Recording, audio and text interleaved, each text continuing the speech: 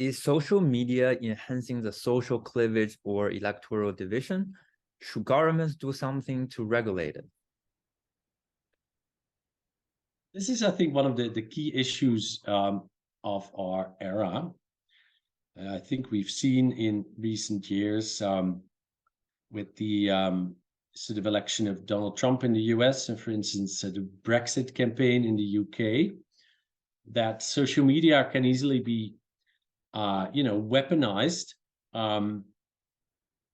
to target specific electoral groups with sometimes, not very valid information or a sensational type of information and communication.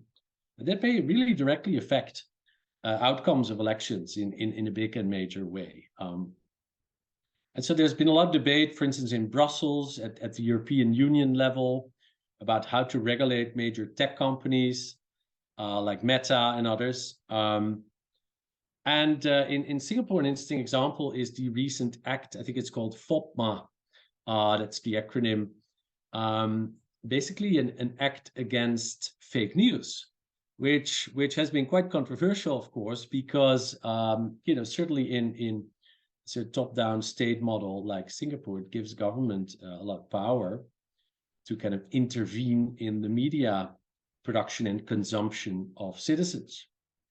And then the question becomes, who decides which news is fake news, right?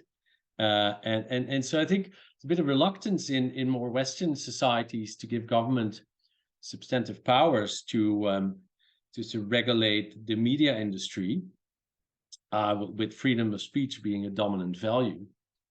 But I think,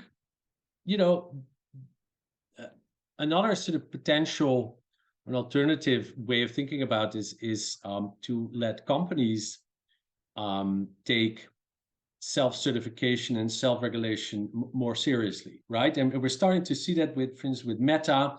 We saw that with Twitter, although now that Elon Musk has taken over, I think it's so quite, unsure what will happen to that company. And we see alternative competitor and news sites already emerging. But I think, companies can also take more seriously their role in regulating and filtering certain content, and by doing so, perhaps prevent that governments will really have to intervene very seriously in the type of news their populations are consuming. Because I think, I think in many more liberal societies, that's something governments are very reluctant to do. So I think, yes, there is a role for some degree of regulation, but I think there's also responsibility for media companies here to really think about their kind of business model, how their algorithms, how their clickbait is designed, and what their societal function and their ethical responsibility really is. You mentioned about private companies taking responsibility on controlling what kind of information they are giving to the public, but aren't they making money out of viewerships, and don't have any incentive to do this? And can we make this work?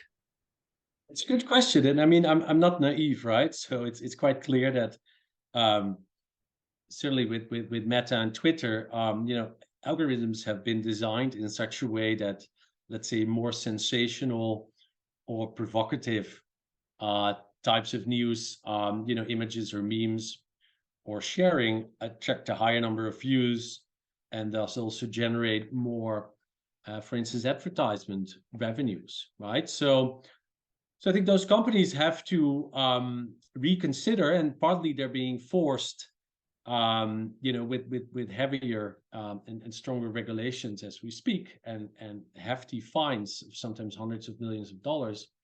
They may have to reconsider also their mission, I would say, and their value to society. I don't think in this day and age, certainly large, impactful companies can only think about their shareholders, but they have to adopt a broader view of who their stakeholders really are and how they want to sustain themselves as responsible corporate citizens also.